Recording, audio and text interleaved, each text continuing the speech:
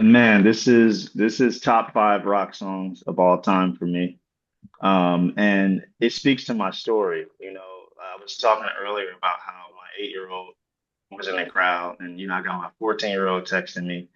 And this shows them, just to put it plain and simple, man, this just shows them that when you want something, you go for it and you go big or you go home. And that this song speaks go big or go home because it's a climax. And yeah, it just meant the world to me to go out and do that in the way that I do it. It was amazing. Well, I have such a respect for the classics. I grew up with, really inspired by jazz and soul and those timeless songs, and the opportunity to sing something that's been done by some of the greatest artists of all time and get the chance to make it my own is something I take seriously and really value. And it was my chance to put a spin on one of the greatest, I think, most beloved jazz songs of all time. So it was an honor. I think what made it special was how we came to the song.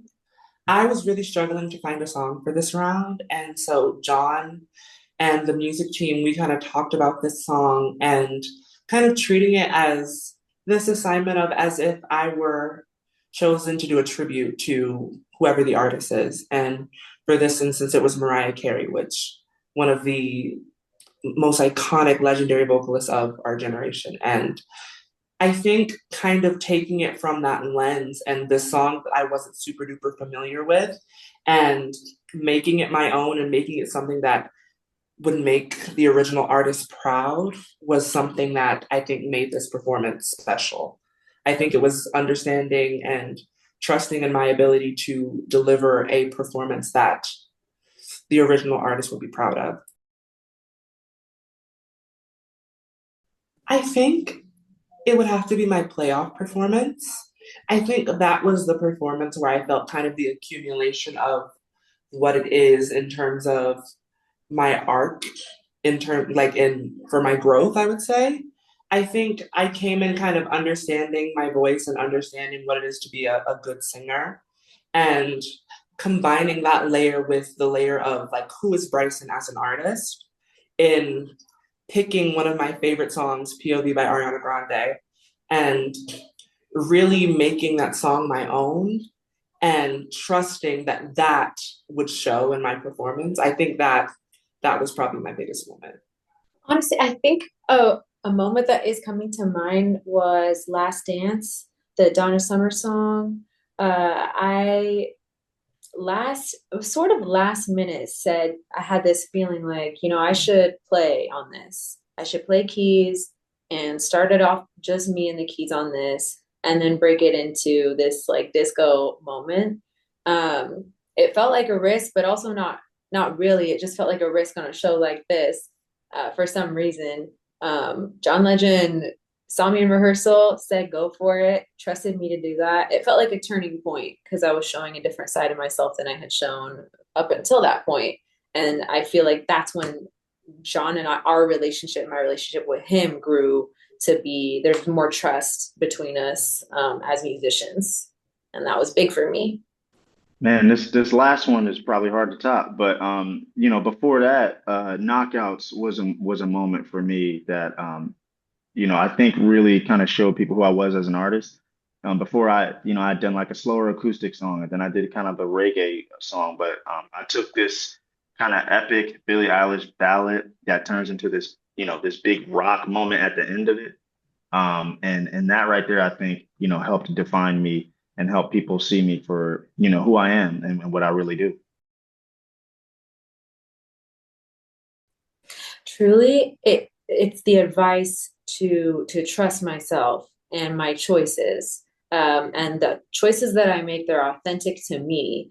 Those are the things that set you apart, because if you look elsewhere for, to give me for a musical choice that's not fully you, then you're going to end up being told kind of who you are as an artist versus you telling everybody, this is who I am, I'm showing you who I am. That's some advice that he gave me, that has stuck with me.